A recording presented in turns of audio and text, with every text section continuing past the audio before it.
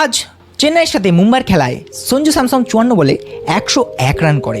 ঋতুরাজ গায়কোয়াড় স্ট্রাগলে ভুগছে, সে পারফরমেন্স করতে পারছে না, জানি না তার লাক দিচ্ছে না নাকি সে পারফর্ম করতে পারছে না। অবশ্যই এটা বড় ম্যাচের প্লেয়ার, ক্যাপ্টেন সিএসকের এমনি তো হয়নি। অবশ্যই বড় ম্যাচের প্লেয়ার বড় ম্যাচ ঠিকই একটা পাবে এবং তার পারফরমেন্স, তার কৃতিত্ব আমরা সবাই জানি, সে অবশ্যই ম্যাচে রান পাবেই।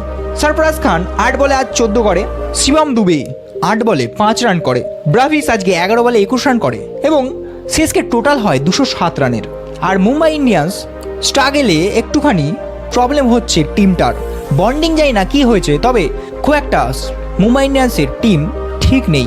যাই হোক, এখনও ঘুরে দাঁড়ানোর সময় আছে। মুম্বাই ইন্ডিয়ান্সের ফ্যানরা এখনই ভেঙে পড়ো না, তোমাদের কাছে ভালো ভালো টপ অর্ডার এবং ভালো ভালো ফিনিশার আছে।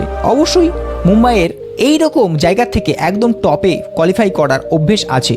যাই হোক, আজ কুইন্টার ডিকক 10 বলে 7 রান করেছে, দানিশ 1 বলে 0, নামান্দির 3 বলে 0, সূর্যকুমার যাদব 30 বলে 36 রান এবং তিলক বর্মা 29 বলে 37 রান।